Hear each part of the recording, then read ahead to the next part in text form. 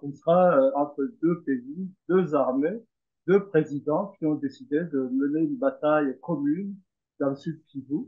Et ils ont signé un contrat. C'est un contrat avec beaucoup de détails de progression des troupes sur le terrain. Et donc, le président Tshisekedi, le président Ndayishimiye ont décidé de livrer bataille à deux groupes, deux types d'ennemis, comme ils disent, des ennemis locaux et des ennemis étrangers. Les ennemis locaux, c'est les groupes congolais, ils appellent ça les tribalo-ethniques.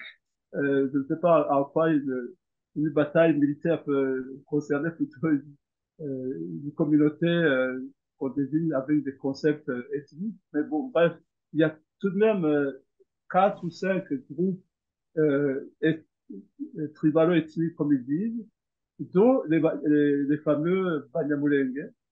Et il y a aussi des Bafulero, il y a aussi d'autres groupes congolais. Et puis alors, il y a des groupes étrangers. Les groupes étrangers, c'est le FNL de Zahra Bema, général Zahra Bema, feu général Zahra Bema, apparemment il est décédé, et aussi Red Tabara. Et donc, les deux gouvernements se sont convenus de combattre ces deux groupes au sud Kivu. Mhm. Bon, certains prétendent que le général Nzaba serait décédé, mais d'autres disent qu'il est absolument pas, qu'il se porte très bien. Donc, on ne sait pas trop sur ce cas-là. Et donc, qu'est-ce qu'il y a d'anormal pour vous dans cette entente? Ce qui est, il y a beaucoup d'anomalies. La première anomalie, c'est que le Burundi ait accepté d'envoyer ses troupes pour combattre des groupes congolais. Parce que si le Congo a un problème avec l'un ou l'autre groupe de Congolais qui ont une revendication particulière, ce n'est pas à un pays étranger de venir s'interposer entre des citoyens et leur gouvernement si la cause est politique. Par contre, il y a une ingérence doublement fautive quand on regarde l'engagement du Burundi à combattre les Banyamulenge. Sur quelle base?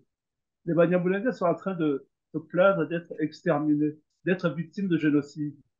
Et vous, vous envoyez en tant que gouvernement burundais des troupes pour achever le génocide des Banyamulenge. C'est absolument criminel.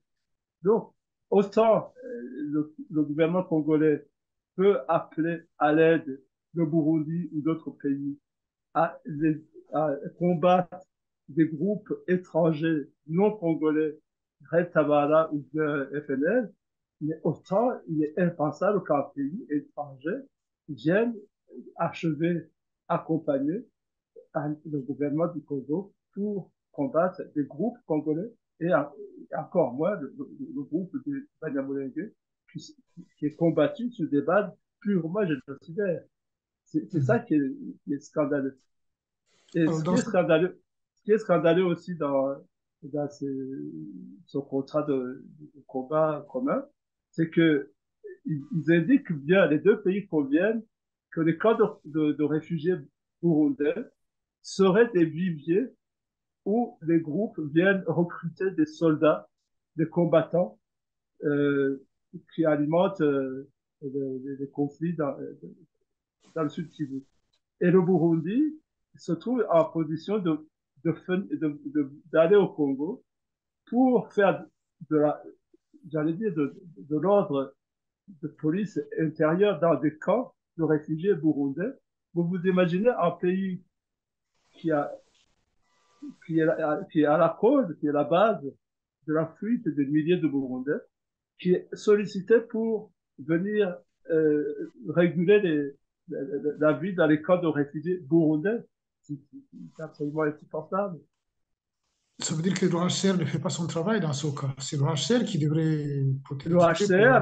Le HCR, mais aussi d'abord le Burundi, parce que le Burundi devrait quand même avoir une limite morale et une limite de droit international.